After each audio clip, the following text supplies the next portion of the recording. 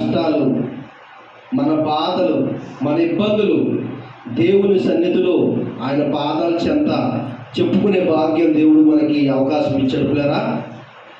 ఈరోజు మరి ఈ రోజును చూడలేక ఎంతోమంది మట్టిలో కలిసిపోయారు పిల్లరా. దేవుడు మనం గొప్పవాళ్ళమని కాదు, కానీ మనలో కొన్ని దేవునికి విరోధంగా ఉన్నవి సరిచేసుకునే అవకాశం దేవుడు మనకి ఇచ్చాడు పిల్లరా. ఈరోజు 24 గంటలు ప్రతి గంట మనం దేవుణ్ణి మహిమపరచలేకపోయినా కొన్ని నిమిషాలైనా దేవుడు ఇచ్చిన ఆయుష్ను బట్టి ఆయన మహిమపరచాలి పిల్లరా. ఒక అద్భుతమైన మరి వాక్యాన్ని చదువుకుంటూ ముందుకు వెళ్దాం. 1 తిమోతి రాసిన పత్రిక 6వ అధ్యాయము 6వ వచనం చదువుకుంటూ ముందుకు వెళ్దాం.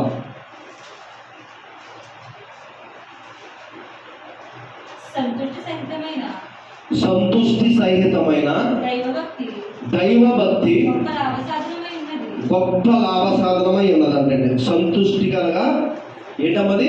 సంతుష్టి కలిగిన దైవభక్తి. ఏం భక్తి అది? దైవభక్తి. మనల్ని సంతృప్తినిస్తుందంట ఆ భక్తి. అదంట మన జీవితంలో లాభంగా ఉంటుందంట. మన కష్టాలు వచ్చినప్పుడు, మన ఇబ్బందులు వచ్చినప్పుడు, మన కన్నీళ్ళు ఉన్నప్పుడు పిల్లరా, దేవుడు మనతో మాట్లాడి మనల్ని ఓదారిస్తే ఎలాగుంటుందో ఇగో ఈ మాట అలా ఉంది చూడండి.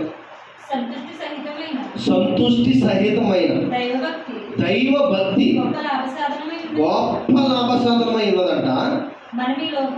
అందుకోండి, మనము ఈ లోకంలోనికి ఏమీ తేలేదంటండి. మనం ఈ లోకంలోకి ఏం తెలియదంటమ్మా? ఏమీ కూడా తీసుకురాలేదు. దీనిలో నుండి ఏమీ కూడా తీసుకుని పోలేము. అమ్మ గర్భంలోంచి పుట్టినప్పుడు అమ్మ ఎవరైనా సరే, మీరేంటి నేనేంటి, ఎవరైనా సరే అమ్మ గర్భంలోంచి పుట్టినప్పుడు ఏమీ కూడా తీసుకురాలేదు. అలాగే చనిపోయి వెళ్ళిపోయేటప్పుడు కూడా ఏమీ పట్టుకుని పోలేమని దేవుని వాక్యం చెబుతుంది. ఇదంతా మనకి ఎందుకు చెప్తున్నట్టు దేవుడి వాక్యాన్ని బట్టి అని ఆలోచిస్తే, సంతుష్టి కలిగిన దైవభక్తి అంట గొప్ప లాభసాధనమైందంట. మనం ఏం పొందుకోవాలి? ఇప్పుడు మన జీవితాలకి ఏం కావాలంటే సంతృప్తినిచ్చే దైవభక్తి కావాలి. దేవుళ్ళు మనం ఎదిగే స్థితి కావాలి. సెలయేరులో ఒక వాగులో కొట్టుకుపోతున్న వారికి ఒక ఏరు తగిలినట్టుగా ప్రభు మనకి ఈ వాక్యాన్ని అందించాడు. నాశనంలో కొట్టుకుపోతున్న వారిని రక్షించడానికి యేసుక్రీస్తు ప్రభు వారి లోకానికి వచ్చారు కదా. అమ్మా, సెలయేరులో కొట్టుకుపోతున్న వారికి లేదా వాగులో కొట్టుకుపోతున్న వారికి ఒక ఏరు దొరికినట్టు లేదా తాడు దొరికి మనల్ని లాగినట్టు యేసుక్రీస్తు ప్రభు వారు మనల్ని రక్షించాడు. అన్నడో సంతృప్తి కలిగిన దైవభక్తి, సంతుష్టి కలిగిన దైవభక్తి గొప్ప లాభసాధనమై ఉన్నది. అయితే ఎవరైనా సరే పుట్టేటప్పుడు ఈ భూమి మీదకి ఏమీ పట్టుకురాలేదు, పోయేటప్పుడు కూడా ఏమీ పట్టుకుపోలేదు. మనం ఈ లోకంలోనికి ఏమీ తేలేదు, దీనిలో నుండి ఏమి తీసుకుని పోలేము. కాగా అద్దుకోండి, ఎక్కడ ఆగిందండి చూడండి ఒకసారి, ఇక్కడ ఆగి చూడండి. అన్న వస్త్రములు కలిగి కాగా అన్న వస్త్రములు గలవారం మయ్యుండి. చూసారా ఎంత ఉంది సార్ వాక్యంలో? కాగా అన్న వస్త్రములు గలవారమై ఉన్నారంట. ఏ వస్త్రములు అమ్మా? మనకేం కావాలి? అన్నము తినడానికి వస్త్రములు గలవారమై ఉండి. చెప్పాలి అందరూ చూడండి ఒకసారి, అందరూ చూడండి ఎంతమంది వాక్యం. కాగా అన్న వస్త్రములు గలవారమై ఉండి వాటితో తృప్తి పొందాలి. చూసారు ఎంత బాగా ఉందో వాక్యం? చూడండి ఎంత బాగుందో. కాగా అన్న వస్త్రములు గలవారమై ఉండి వాటితో తృప్తి పొందాలంట. కానీ కొంతమందికి ఇది తృప్తి లేక ఇంకా సంపాదించాలి. చూడండి ఎంత బాగుందో వాక్యాన్ని. నేను చెప్తున్న వాక్యాన్ని మన బయట సమాజంలో జరుగుతున్న విషయాల్ని మనం దగ్గర పెట్టి చూస్తే, ఆలోచిస్తే మీకు అర్థమవుతుంది పిల్లరా. దేవుడు అన్నాడు, మీకు అన్న వస్త్రములు గలవారమై ఉండి మీరు వాటితో తృప్తి పొందండి. వాటికి తృప్తి పడకుండా ఇంకేంటంట, ఒక బస్తా బియ్యం ఉన్నాయి, ఒక జత బట్టలు ఉన్నాయి, సరిపోద్దా? పనిలోకి వెళ్ళడానికి ఒక జత బట్టలు ఉన్నాయి, ఇంటికాడ వేసుకోవడానికి ఒక జత బట్టలు ఉన్నాయి, తినడానికి బియ్యం ఉన్నాయి, మరికేం కావాలి? కానీ కొంతమందికి ఆశ సరిపోవటం లేదు, తృప్తి లేదు. చూసారా, ఫస్ట్లో అంటారు, అమ్మా చిన్న సైకిల్ ఉంటే చాలండి, పనిలోకి వెళ్తానికి ఇబ్బంది అవుతుంది. చిన్న సైకిల్ ఏదో ఒకటి సెకండ్ హ్యాండ్ అయినా పర్లేదని పెడతారు. అది వచ్చిన తర్వాత దేవుడు అది ఇచ్చాడు అనుకోండి, అది ఇచ్చిన తర్వాత మళ్ళీ ఏమనిపిస్తుంది చెప్పాలి? ఏమనిపిస్తుంది? సెకండ్ హ్యాండ్లో మోటార్ సైకిల్ ఉంటే బాగుంటుందండి, మంచి బైక్ ఉంటే బాగుంటుందండి. దేవుడు ఆశీర్వదించి నీ కష్టాన్ని దీవించి బైక్ ఇచ్చాడు అనుకోండి దేవుడు, మళ్ళీ ఏం కావాలి? కారు కావాలి సార్. అలాగే ఏమండి, అద్దీంట్లో ఉంటామండి, స్థలం లేదు, చిన్న స్థలం ఉంటే తాటే కూడా చేసుకుని కలువ గింజ తాగేసి అందులో పడి ఉంటామండి అంట. ఎప్పుడు? సొంత స్థలం లేనప్పుడు, ఇల్లు లేనప్పుడు, అద్దీంట్లో ఉన్నప్పుడు దేవుడు ఆశీర్వదించి చిన్న స్థలం ఇచ్చాడు అనుకోండి, అందులో చిన్న గుడిసు ముందేసుకుంటారు, తర్వాత డాబా కావాలి, తర్వాత టైల్స్, తర్వాత సీలింగు, తర్వాత పెయింటింగు. చూసారా ఎక్కడికి వెళ్ళిపోతుంది? చూసారా ఆలోచన చూడండి పిల్లగా. దేవుడు ఏమన్నాడంటే, సంతృష్టి కలిగిన దైవభక్తి గొప్ప లాభ సాధనమై ఉంది. మీరు దేంతో తృప్తి పడాలి? ఉన్నదాంతో తృప్తి పడాలి. చూసారా, చాలామంది అయ్యగారండి పని లేదు, పని లేక బాధపడుతున్నాం, చేతులంటే పని లేదు, ప్రార్థన చేయండి అన్నప్పుడు మనం ప్రార్థన చేస్తాం, సంఘం ప్రార్థన చేస్తారు, నేను ప్రార్థన చేస్తాను. దేవుడు మన ప్రార్థనని వాళ్ళకి పని కల్పించారనుకో, ఏమంటారు తెలుసా? అమ్మ మన వారం ప్రార్థన రాలేదంటే ఖాళీ ఉండలేదండి అయ్యగారు, ప్రార్థన కొత్తకి ఏముంటలేదంట, ఖాళీ ఉండలేదు. ఎందుకు ఖాళీ ఉండలేదు? దేవుడు ఏం తప్పు చేశాడు? నీకు పని ఇచ్చి తప్పు చేసి. చూసారా, ఇప్పుడు ఎవరు తప్పు? వాళ్ళు ఎలా గెంటేస్తారు దాన్ని అంటే దేవుడి మీద గెంటేస్తారు. దేవుడు నాకు పని ఇచ్చి తప్పు చేశాడండి, అందుకే ఖాళీ. చూసారా పిల్లరా, మనకి ఏదైనా జ్వరం తగ్గినప్పుడు, ఏదైనా బాధ వచ్చి తగ్గినప్పుడు దేవుడి దగ్గరికి వచ్చి దేవుడు తగ్గించాడండి, బాధలో ఉన్న మమ్మల్ని రక్షించాడండి, ప్రమాదంలో మునిగిపోయాం కానీ దేవుడు ప్రార్థన చేయగా రక్షించాడండి అంటారు. బాగుంది, అంతా బాగుంది, కానీ దేవుడి సన్నిధిలోకి మాత్రం రారు.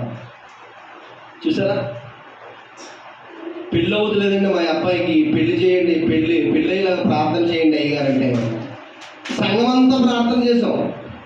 అమ్మా సంఘమంతా ప్రార్థన చేశాను, నేను కూడా ప్రార్థన చేశాను. పెళ్ళయింది, కానీ పెళ్ళయ్యాక పెళ్ళైన కుటుంబమే మొత్తం మానేసింది ప్రార్థనలో. మీకు అర్థమైంది నా మాటలో? పెళ్ళయింది, దేవుడు ఏం చేశాడు? అవ్వదు పెళ్ళి. ఆ అబ్బాయి ఏమన్నాడంటే, ఇక నాకు పెళ్ళి అవ్వకుండా అయిపోయింది నా చరిత్ర అనుకున్నాడు. దేవుడు అద్భుతం చేశాడు, అద్భుత కార్యం చేశాడు ఇంట్లో. మరి కుటుంబం ఆ అబ్బాయి ఏం చేయాలి? దేవునికి కృతజ్ఞత కలిగి బ్రతకాలా వద్దా? ఆలోచించండి. నాకు ఇది కావాలని దేవుడు మనం అడిగినప్పుడు ఇచ్చిన తర్వాత దేవునికి కృతజ్ఞత కలిగి ఉన్నామా ఉండలేదా? ఆలోచించండి. ఒక అబ్బాయి కోసం ప్రార్థన చేసాం, మనం ప్రార్థన చేసాం, దేవుడు కృపను బట్టి పెళ్ళి అయ్యింది. పెళ్ళి అయిన కాడి నుంచి ప్రార్థన మొత్తం మానేసి, అది కృతజ్ఞత. అలా చూపించుకున్నారు వాళ్ళు. చూసారా పిల్లరా, నేను ఎందుకు చెప్తున్నానండి ఈ మాట? కొంతమందికి ఎన్ని వచ్చినా తృప్తి ఉండదు. తృప్తి లేకపోవటం వల్ల, కృతజ్ఞత లేకపోవటం వల్ల చాలా నష్టం జరుగుతుంది. నేను చెప్పే మాట, ఎవరు పనిలోకి వెళ్ళి వచ్చేవాళ్ళు, పాపం కూలి పనికి వెళ్ళి వచ్చేవాళ్ళని మోటార్ సైకిల్ మీద ఎక్కించి కూతలు అక్క దింపితే ట్యాంక్స్ అండి అంటారు. ఏమంటారు? ఆ ట్యాంక్స్ అంటే పాపం కొంతమందికి అర్థం కూడా తెలియదు. ట్యాంక్స్ అండి, చాలా ట్యాంక్స్ అండి ఇక్కడ దింపినందుకు అంటారు. అంటే కృతజ్ఞత. ఏమంటే బండి మీద తీసుకొచ్చి ఇక్కడ దింపుతానంటే ట్యాంక్స్ అంటే దేవుడు నీకు ఉద్యోగం లేని సమయంలో ఉద్యోగం ఇచ్చాడు, పెళ్ళి అవుతుందనుకున్నా నీకు పెళ్లి చేశాడు దేవుడు. రోగం బాగుపడదు, నేను బాగా ఉన్న సమయంలో దేవుడు మంచి ఆరోగ్యాన్ని ఇచ్చి నీ ప్రాణాలను నిలవబెట్టాడు. కృతజ్ఞతగా దేవుడికి నువ్వేం చేసావు. ఇది ప్రతి ఒక్కరికి చెప్తున్న మాట కదా. నీకు ఆరోగ్యం ఇచ్చినందుకు దేవుడికి కృతజ్ఞత చెప్పాలి, కానీ నువ్వు దేవుని సన్నిధిని ఆ సమయాన్ని ఏం చేస్తున్నావు? వృధాగా దొంగిలించావు. ఆలోచించండి పిల్లరా, దేవుడి వాక్యం చెప్తుంది. సంతృష్టి కలిగిన దైవభక్తి గొప్ప లాభసాధనమైనదంట. మనం ఈ లోకంలోనికి వచ్చినప్పుడు ఏది తేలేదు, దీనిలో నుంచి వెళ్ళేటప్పుడు ఏమి పట్టుకెళ్ళలేము. కాగా అన్న వస్త్రములు గలవారమై ఉండి వాటితో చెప్పాలి ఏం చేయాలంట? వాటితో తృప్తి పొందాలంట పిల్లరా. చూడండి, మనకున్న ఆ కాస్తలో తృప్తి పడకపోతే అత్యాసలకి వెళితే పిల్లరా, లగ్జరీ జీవితానికి అలవాటు పడితే మీ జీవితం ఒక్క బార్లాగా పడిపోతుంది, దెబ్బతినేస్తే. ఉన్న దాంట్లో సంతృప్తి పొందకుండా అత్యాసలకు వెళితే పిల్లరా, నీ జీవితం రివర్స్ పడుతుంది. అందుకే దేవుడు ముందుగా చెప్తున్నాడు, అన్న వస్త్రములు గలవారమై ఉండి వాటితో తృప్తి పొందండి.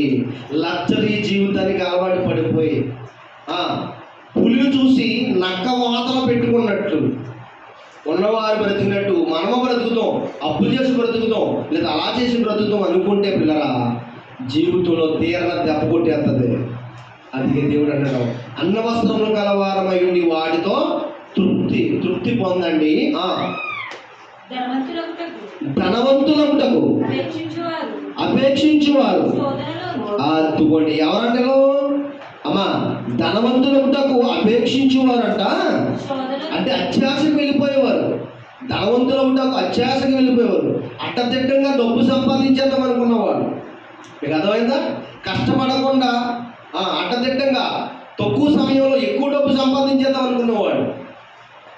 అట్టదిట్టంగా తప్పు చేసి డబ్బు సంపాదించేద్దాం, పాపం చేసి డబ్బు సంపాదించేద్దాం, దొంగతనం చేసి డబ్బు సంపాదించేద్దాం, దోచేద్దాం, ఎదట వాడిని పాడు చేసేద్దాం, డబ్బు సంపాదిద్దాం అనుకునే వాళ్ళ సంగతి చెప్తున్నాడు దేవుడు. చూడండి ఎంత బాగుందో. ధనవంతులకు అపేక్షించువారు శోధనలో పడతారంటే. ఎక్కడ పడతారంట? ఎక్కడ పడతారమ్మా? శోధనలో పడతారంటే. శోధనలో పడతారంట. కష్టపడకుండా అన్యాయంగా డబ్బు సంపాదించాలన్న వాళ్ళు శోధనలో పడిపోతారంట పిల్లరా. ఆ మధ్యన హైదరాబాద్లో కొన్ని ప్రైవేటు బ్యాంకులు వచ్చినాయి. ఏంటంటే 50,000 కడితే 50,000కి 4 సంవత్సరాలు 3 సంవత్సరాల్లో 50,000కి 50,000 ఇచ్చేతనం, లేదా 50,000కి ₹1,00,000 ఇచ్చేతనం కాడికి చాలామంది కట్టేశారు. ఏం చేశారు? 2 సంవత్సరాలు చూశారు డబ్బు అంతా కట్టకట్టుకుని వెళ్ళిపోయారు. కట్టిన పరిస్థితి ఏంటి చూసారా? అదే చెప్తున్నాడు దేవుడు.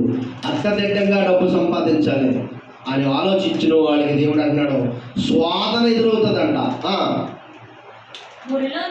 శోధనలోను ఉరిలోను అవివేక యుక్తములను హానికరములైన అనేక దురాలోచనలను పడుదురు. అట్టివి మనుషులను నష్టములను నాశనంలోను ముంచేస్తుందంట. ఇవన్నీ ఎక్కడున్నాయమ్మా? ఇవన్నీ మాటలు ఇవన్నీ ఎక్కడున్నాయి? బైబిల్లోనే. చూసారా పిల్లరా? బైబిల్లోనే ఉన్నాయి మాటలన్నీ. నువ్వు అత్యాశగా వెళ్ళిపోయావా? అన్యాయంగా అట్టదిట్టంగా డబ్బు సంపాదించేద్దాం అనుకుంటున్నావా? ఇదిగో శోధనలోను ఉరులోను పడిపోతావు. ఆలోచించండి ప్రియ సహోదరుడు సహోదరి. ఇలాగ ఒక ఆయన దేవుడు అన్నాడు, యుద్ధం జరుగుతుంది, దేవుడు నీకు ఇస్తానన్న దేశాన్ని, ఇశ్రాయేలుకి ఇస్తానన్న దేశాన్ని ఇచ్చాడు దేవుడు. ఎరుకో కోటను బద్దలు కొట్టారు, అవతలకు వెళ్ళారు. అక్కడికి వెళ్ళిన తర్వాత యుద్ధం జరుగుతుంది. ఆ యుద్ధం జరిగిన సందర్భంలో పిల్లరా, దేవుడు అన్నాడు, అక్కడ దొరికిన బంగారం కానీ ఏది నువ్వు ముట్టుకోవద్దు, మీరు ఎవరు కూడా దాన్ని తీసుకోకూడదు, అది చాలా అపవిత్రమైనది, మీరు దాన్ని తీసుకోవద్దని చెప్తే ఒక ఆయన ఏం చేశాడు తెలుసా? చూద్దాం. యెహోషువ గ్రంథము 7వ అధ్యాయం.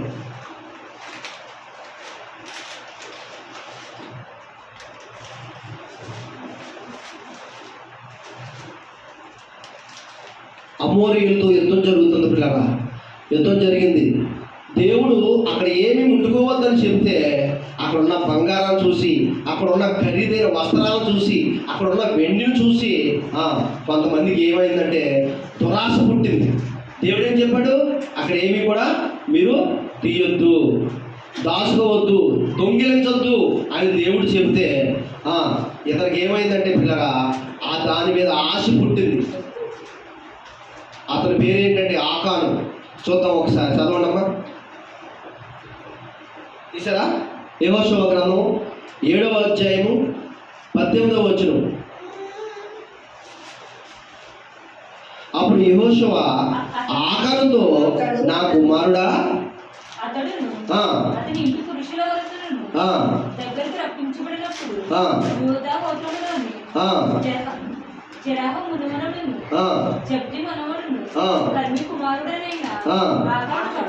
ఆకాను అప్పుడు యెహోషువ ఆకానుతో, నా కుమారుడా, ఇశ్రాయేలు దేవుడైన యెహోవాకు మహిమను చెల్లించి ఆయన ఎదుట నువ్వు చేసిన తప్పును పాపాన్ని ఒప్పుకో, నీవు చేసిన దాన్ని మరుగ చేయక నాకు తెలుపుమని నిన్ను వేడుకొంచున్నానని చెప్పగా ఆకాను అంటున్నాడు యెహోషువతో, ఇశ్రాయేలు దేవుడైన యెహోవాకు విరోధముగా నేను పాపము చేసి తిని, నిజము దోపుడు సొమ్ము అంటే ఏంటన్నది? దోపుడు సొమ్ము. అదిగోండి, దోపుడు సొమ్ము ఒక శీనారు వస్త్రమును 200 తులము గల వెండిని 50 తులముల ఎత్తుగల ఒక బంగారం కమ్మిని నేను చూచి వాటిని ఆశించి తీసుకుంటుని, అదిగో నా డేర మధ్య అవి భూమిలో దాచబడి ఉన్నవి, ఆ వెండి దాని కింద ఉన్నదని చెప్పాడంటండి పిల్లల. ఏ సొమ్ము అంటాం ఇది? దోపుడు సొమ్ము. ఏం చేశాడంట? చూసి ఉండలేక యెహోషువ అన్నాడు, దేవుడు అన్న యెహోషువతో ఏమి ముట్టుకోవద్దు మీరని చెప్తే యెహోషువ చెప్పాడు. అయినా వినకుండా కొంతమంది ఏం చేశారంటే, ఈ ఆకాను అన్నవాడు ఆ బంగారాన్ని, వస్త్రాన్ని, వెండిని తీసి పట్టుకెళ్ళిపోయి భూమిలో దాచాడంటే అండి. ఏం చేశాడంట? దేవుడు ముట్టుకోవద్దని చెప్పాడు, ఇతను ఏం చేశాడు? దొంగిలించాడు. ఇందాక మనం చూసారా, అన్న వస్త్రము కలవాలి, దానితో తృప్తిపడమని దేవుడు చెప్తే ఏం చేశారంట? ఉన్న దానితో తృప్తి లేక అత్యాశగా వెళ్ళిపోయి అన్యాయంగా, అక్రమంగా డబ్బు సంపాదించేయాలి, అందరికంటే ఎక్కువగా బాగుపడిపోవాలి, డాబా మీద డాబా, బిల్డింగ్ మీద బిల్డింగ్ కట్టేయాలని ఆలోచనలు ఉన్నాయి ఈరోజు చాలామంది పిల్లలు. అది ఏది మంచో, ఏది చెడో, పాపమో పుణ్యమో ఏమీ లేదు. చూసారా? దెయ్యం మనోనేత్రాన్ని మూసేసింది పిల్లరా. డబ్బు అనే మహమ్మారి పట్టుకున్న వాళ్ళకి న్యాయము, అన్యాయము, ధర్మము ఇలాంటి ఏమీ తెలీదు, కనపడకుండా చేసేసింది, మాయ చేసేసింది దెయ్యం పిల్లరా. ఇదిగో ఈ ఆకానంట చూసారా, ఆ వెండిని, బంగారాన్ని తీసుకెళ్ళి ఏం చేశాడట? భూమిలో దాచాడట. అలా దాచినందుకు పిల్లరా అమోరీయులు ఎదుట వీళ్ళు వెళ్ళి కొంతమంది 3000 మంది వెళ్ళిపోయి ఓడిపోయారు, కొంతమంది చచ్చిపోయారు. దేనికోసమమ్మా? దేవుడు చెయ్యొద్దు అన్న పనికి వీళ్ళు దొంగిలించినందుకు, దేవుడు చెప్పినా వినకుండా ఆ బంగారాన్ని, వస్త్రాలని, వెండి తీసుకొచ్చి దొంగసాటిగా దాచినందుకు 3000 మంది అమోరీయులతో యుద్ధానికి వెళ్ళి ఏం చేశారు? ఓడిపోయారు. కొంతమంది చచ్చిపోయారు, రక్తం ఏరులై పారింది. ఎవరు చేసిన తప్పుకి? ఆకాను అన్నవాడు చేసిన తప్పుకి పిల్లరా. చూసారా?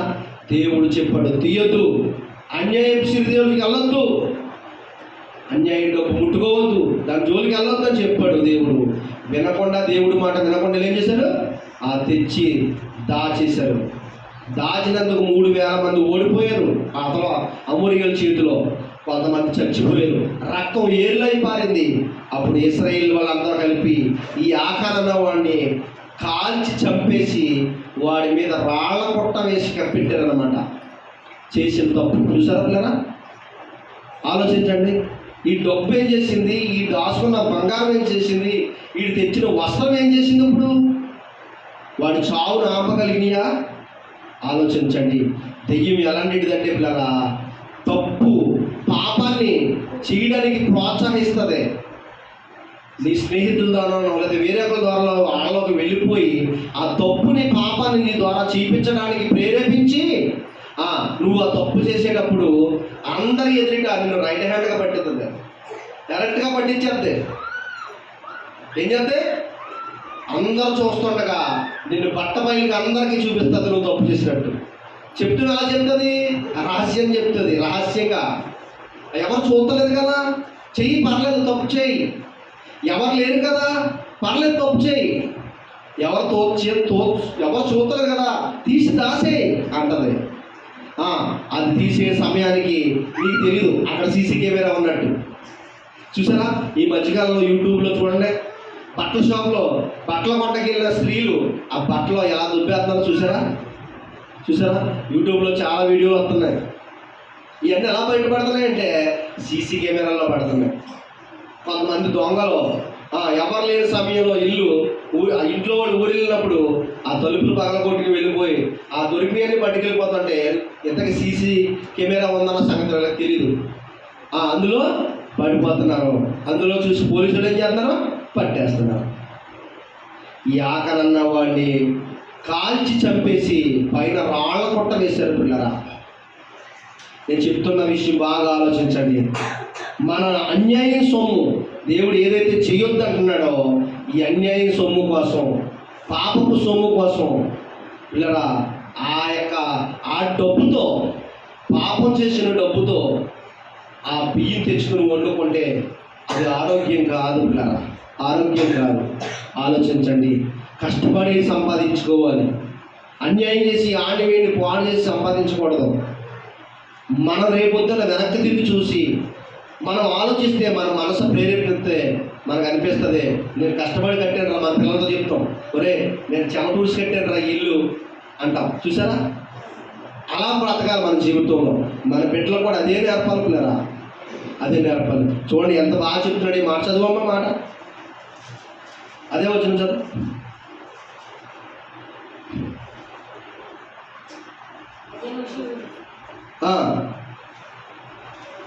అప్పుడు యెహోషువ ఆకానుతో, నా కుమారుడు ఇశ్రాయేలు దేవుడైన యెహోవాను మహిమపరిచి చెల్లించి ఆయన ఎదుట ఒప్పుకో, నువ్వు చేసిన దాన్ని మరుగు చేయక నాకు తెలుపుమని నేను వేడుకొంచున్నానని చెప్పగా ఆకాన్ అంటున్నాడు యెహోషువతో, ఇశ్రాయేలు దేవుడైన యెహోవాకు విరోధంగా నేను పాపము చేసి తిని దోపుడు సొమ్ములో ఒక మంచి షీనారు పై వస్త్రమును 200 తులములు గల వెండిని 50 తులములు గల బంగారాన్ని కమ్మిని తీసి భూమిలో కప్పెట్టానని చెప్పాడు పిల్లరా. చూసారా ఎంత దుర్మార్గానికి ఒడిగట్టాడో. దేవుడు చెప్పినా కానీ దేవుని మాట వినకుండా తప్పు చేసేసాడు. మరణాన్ని కొని తెచ్చేసుకున్నాడు పిల్లరా, మరణాన్ని కొని తెచ్చేసుకున్నాడు. ఆలోచించండి. ఒక ఆయన ఏమండి, ఇక్కడ దేవుడు చెప్తున్న మాట, సంతృప్తి కలిగిన దైవభక్తి గొప్ప లాభసాధనమై ఉందంట. ఉన్న దానితో తృప్తి పొందకపోతే, ఇలాంటి ఆశలకు పోతే ఏమవుతుందట, శోధనలోను శ్రమంలోను ఉరిలో పడిపోతారంట పిల్లరా, ఉరిలో పడిపోతారంట. అలెగ్జాండర్ అయిన ఒక రాజు చక్రవర్తి దేశాల్ని జయించుకుంటూ, ఎన్నో దేశాలని ఓడించుకుంటూ, వజ్రాలని వైడూర్యాన్ని ఎన్నో సంపాదించాడు పిల్లరా. ఏం పేరు? అలెగ్జాండర్. ఆయన భారతదేశం మీదకి వచ్చినప్పటికీ పిల్లరా, భారతదేశంలో పురుషోత్తముడు అన్న ఆయనతో యుద్ధం చేశాడు. ఎవరితోనమ్మా? పురుషోత్తముడు పంజాబ్ దగ్గర ఉన్న ఒక రాజుతో యుద్ధం చేసి చాలా దేశాలు జయించాడు. మన భారతదేశం వచ్చి పంజాబ్ దగ్గర వచ్చేసరికి పురుషోత్తముడు అన్న ఆయనతో యుద్ధం చేశాడు పిల్లరా. అటువైపున అలెగ్జాండర్ వైపున ఉన్నాయని గుర్రాలు సైన్యం. అది పురుషోత్తముడితో యుద్ధం చేసినప్పుడు ఏనుగులతో చేశాడంట. ఎవరైనా పురుషోత్తముడు అన్నైనా మన దేశానికి సంబంధించిన రాజు. అర్థమైందా మీకు? మన దేశానికి సంబంధించిన ఆయన అలెగ్జాండర్తో యుద్ధం చేస్తున్నప్పుడు పిల్లరా ఎన్నో దేశాలని జయించిన ఆ గుర్రం చచ్చిపోయిందంట. ఎంతోమంది రక్తాన్ని చూసింది ఆ గుర్రం. ఎంతోమంది ఆ రక్తాన్ని ఏళ్ళు పారేటట్లుగా చేశాడు అలెగ్జాండర్. ఆయన పేరు చెప్తేనే అవతల వాళ్ళు జడిసిపోయేవారంట. అంత గొప్ప యుద్ధశూరుడు ఎవరు? ఈ అలెగ్జాండర్. ఎన్నో దేశాలను ఓడించాడు. మన భారతదేశం వచ్చేటప్పటికి, మన భారతదేశంలో సైన్యం చూసేటప్పటికి జడిసిపోయాడంట పిల్లరా. జడిసిపోయిన తర్వాత కొంతమంది వచ్చి సమాధానం పరిచాడు, వెళ్ళిపోయాడు వెనక్కి. వెళ్ళిపోయిన తర్వాత ఒక వ్యాధి వచ్చేసింది. ఏమొచ్చింది? ఒక వ్యాధి వచ్చింది. ఆయనకంట, ఈ అలెగ్జాండర్ గారికంట చనిపోతాడని అర్థమైపోయిందంట. ఈ యుద్ధంలో డబ్బు సంపాదించాలి, రాజ్యాన్ని సంపాదించాలి, అనేకమైన దేశాలను నేను సొంతం చేసుకోవాలనే ఆలోచనతో ఉన్నాడు తప్ప ఇతను ఆరోగ్యం పాడైపోతున్న విషయాన్ని పసిగట్టలేదు. అప్పుడు ఏమైందంటే ఆయన అంటున్నాడు, లాస్ట్ చివరి రోజుల్లో ఉన్నాడు. ఇప్పుడు లాస్ట్ చివరి రోజుల్లో ఉన్నాడు, ఇంకా చచ్చిపోతాడని అర్థమైపోయింది ఆయనకి. ఆయన అంటున్నాడు, 3 విషయాలు కోరినంట పక్కన వాళ్ళని, వాళ్ళ బంధువులు, వాళ్ళ రాజ్యంలో ఉన్న ముఖ్యమైన ప్రధానులు ఉంటారు కదా, వాళ్ళు 3 విషయాలు కోరినంట. ఏంటో తెలుసా? మొదటగా పిల్లరా, మొదట విషయం ఏంటంటే, నేను చచ్చిపోయినప్పుడు నా చేతులు బయటకు పెట్టి తీసుకువెళ్ళండి నన్ను. ఏమన్నాడు? నేను చచ్చిపోయినప్పుడు నా చేతులు బయటకు పెట్టి తీసుకువెళ్ళండి. ఈ అలెగ్జాండర్ అన్న ఆయన కత్తి పట్టుకొని ఇంకో దేశం మీదకి వెళ్తున్నాడని దానికి అవతల వాళ్ళ గుండెలు జారిపోయాయంట. అంత బలశాలి, అంత గొప్ప చక్రవర్తి ఎవరు? అలెగ్జాండర్. అలాంటి అలెగ్జాండర్ చావు రోజులు దగ్గర పడిపోయినప్పటికీ ఆయన ఆలోచించాడంట, నేను చచ్చిపోతూ నా చావు నేను ఆపుకోలేను, నా సంపాదన ఏది నేను తీసుకువెళ్ళలేను. చూసారా, నేను సంపాదించిన దాంట్లో ఒక వజ్రాన్ని కానీ ఒక బంగారపు నాణ్యాన్ని కానీ నేను పట్టుకు వెళ్ళలేను. ఎక్కడ దాకా ఎందుకు?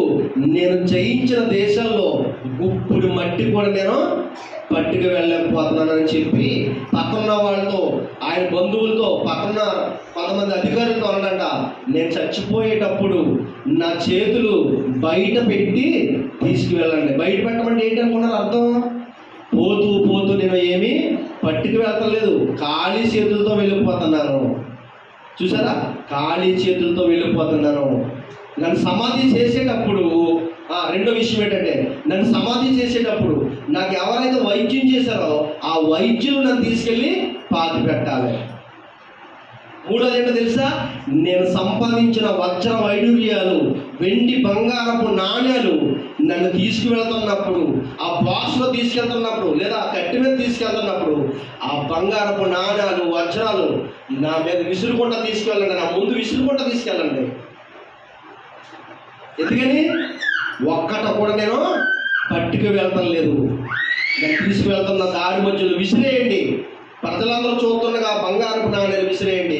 ప్రజలందరూ చూస్తుండగా నా చేతులు బయట పెట్టి నన్ను కప్పెట్టండి, నా బాక్స్లో తీసుకెళ్ళండి. ఎందుకంటే పోతూ నేనేమి పట్టుకు వెళ్తలేదని అందరికీ తెలియాలి. చూసారా పిల్లరా, ఆలోచించండి. ఎన్నో దేశాలని ఆక్రమించుకున్నాడు, యుద్ధం చేసి సంపాదించాడు, సాధించాడు. కానీ చివరికి ఒక్క రూపాయి కూడా తనతో పట్టుకెళ్ళలేదు. అందుకే అన్నాడు దేవుడు, మొట్టమొదటి మనం చదివిన వాక్యం, పుట్టేటప్పుడు అమ్మ గర్భం నుంచి పుట్టేటప్పుడు ఏమీ పట్టుకు రాలేదు, చనిపోయేటప్పుడు కూడా ఏది తీసుకుని పోలేము. అన్న వస్త్రములు కలవారమై ఉండి వాటితో మాత్రమే మనం ఏం చేయాలి? తృప్తి పొందాలంట పిల్లరా. చూసారా, చచ్చిపోయేటప్పుడు ఒక్క రూపాయి ఆయన కూడా నేను పట్టుకు వెళ్తాం లేదని చెప్పి ఆయన సంపాదించిన వజ్రాలు, వైడూర్యాలు, రత్నాలు, మణులు, బంగారం అవన్నీ కూడా ఇసురుకుంటా తీసుకెళ్లారంట పిల్లరా. ఏం చేశారంట? ఇసురుకుంటా తీసుకెళ్లారంట, చేతులు బయటకు పెట్టి తీసుకెళ్లారంట. నేను పోతూ ఖాళీ చేతులతో పోతున్నానని సమాజానికి ఒక మంచి ఆలోచన చెప్పి వెళ్ళిపోయాడు పిల్లరా. పోయేటప్పుడు ఏమీ పట్టుకు వెళ్తలేదని అతను ఆలోచించి చాలా బాధతో చచ్చిపోయాడంట పిల్లరా. ఆ వ్యాధితో చచ్చిపోయాడంట. ఆలోచించండి. లోకాసు వార్త 9వ అధ్యాయము దేవుడు చెప్తున్న మాట, అలెగ్జాండర్ ఈ విషయంలో జరగక ముందే దేవుడు ఒక అద్భుతమైన వాక్యాన్ని రాయించాడు పిల్లరా. చూడండి ఎంత బాగుంటుంది ఈ మాట. లోకాసు వార్త 9వ అధ్యాయం 25వ వచనం అందరూ తీయాలి. ఒకడు ఒకడంట లోకమంతా సంపాదించాడంట. ఒకడు లోకమంతా సంపాదించి తన్ను తాను పోగొట్టేసుకున్నాడంట. పిల్లరా, ఏం చేశాడంట? ఒకడు లోకమంతా సంపాదించాడంట, తన్ను తాను పోగొట్టేసుకున్నాడంట. ఎన్ని సంపాదించాడో చూడండి పిల్లరా. ఇప్పుడు మనం మీకు చెప్పిన అలెగ్జాండర్ చచ్చిపోతూ కూడా ఒక్క రూపాయిని పట్టికి వెళ్లకుండా వెళ్ళిపోయాడు. ఈ వాక్యాన్ని దగ్గర పెట్టి చూడండి. నేను చెప్పిన మాటకి ఈ వాక్యాన్ని చూడండి ఎంత బాగుందో. 9వ అధ్యాయం 25వ వచనంలో, ఒకడు లోకమంతయు సంపాదించి తన్ను తాను పోగొట్టుకున్న ఎడల లేదా నష్టపరుచుకున్న ఎడల వానికి ఏం ప్రయోజనం? పిల్లరా, ఆలోచించండి. ఒక లోకమంతా సంపాదించేసుకున్నాడంట. పిల్లలకి, భార్యకి అన్ని సంపాదించాడు. ఓకే, అన్ని సంపాదించిన తర్వాత మారు మనసు లేకపోతే పిల్లరా, బాప్తిసం లేకపోతే ఏమవుతుంది? మారు మనసు లేకుండా, బాప్తిసం లేకుండా చచ్చిపోతే ఏమవుద్దమ్మా? చెప్పాలి, ఏమవుతుంది? ఎవరైనా సరే పిల్లరా, నువ్వు లోకమంతా సంపాదించి బిడ్డలకి బంగారం, డబ్బు, పొలాలు, ఇళ్ళు అన్నీ సమకూర్చావు, మంచిదే. మరి నువ్వు మారు మనసు లేకుండా బాప్తిసం తీసుకోకుండా చచ్చిపోతే నరకానికి వెళ్ళిపోతారు పిల్లరా. ఎక్కడికి వెళ్ళిపోతారంట? నరకానికి వెళ్ళిపోతారు. అదే అన్నాడు. ఒకడంట లోకమంతా సంపాదించాడంట. ఏం చేశాడు? సంపాదించి చెప్పాలి, లోకమంతా సంపాదించాడు, కానీ తన్ను తాను పోగొట్టేసుకున్నాడు. చూసారా? వెళ్ళవలసిన పరలోకానికి తప్పిపోయాడు. దేవుడు ఎంత అందమైన సృష్టినిచ్చి, మంచి ఆహారం ఇచ్చి, మంచి భార్యనిచ్చి, మంచి బిడ్డలనిచ్చి, పిల్లరా అన్ని చక్కగా ఇచ్చిన తర్వాత నువ్వు దేవుని కోసం బ్రతకపోవడం ఎంత అన్యాయం! అన్యాయమే కదమ్మా, అన్యాయం. ఆలోచించండి పిల్లరా. దేవుని కోసం బ్రతకాలి. దేవుని కోసం బ్రతకకపోతే ఊరుకోడు పిల్లరా, ఊరుకోడు. యెషయా గ్రంథం 38వ అధ్యాయం లాస్ట్ ముగించుకుందాం. 18వ వచనం పిల్లరా.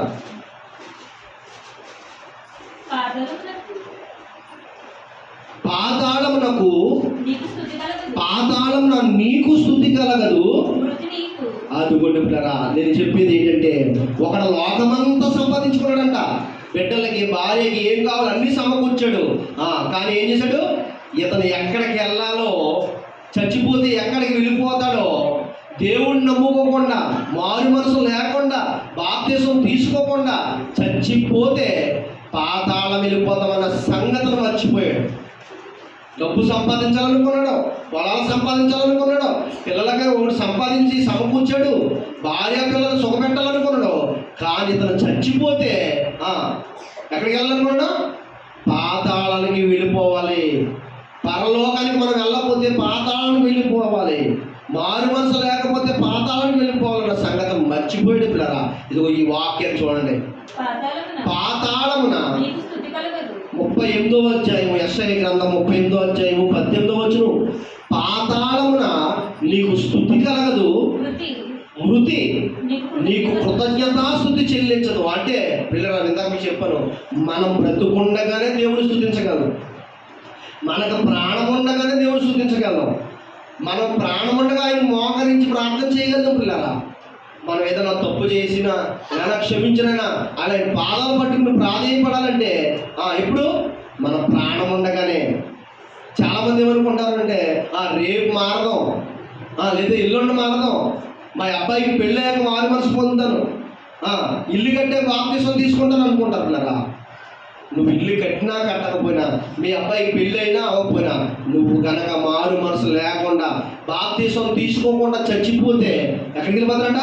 పాతాళ లోకాల్లోకి వెళ్ళిపోతారంట, భయంకరమైన నరకంలోకి వెళ్ళిపోతారంటున్నారు. చూడండి ఎంతమంది అన్నమాట. పాతాళమున నీకు స్తుతి కలగదు, మృతి నీకు కృతజ్ఞతాస్తుతి చెల్లింపదు, సమాధిలోకి దిగిపోయిన వారు నీ సత్యాన్ని ఆశ్రయించరు.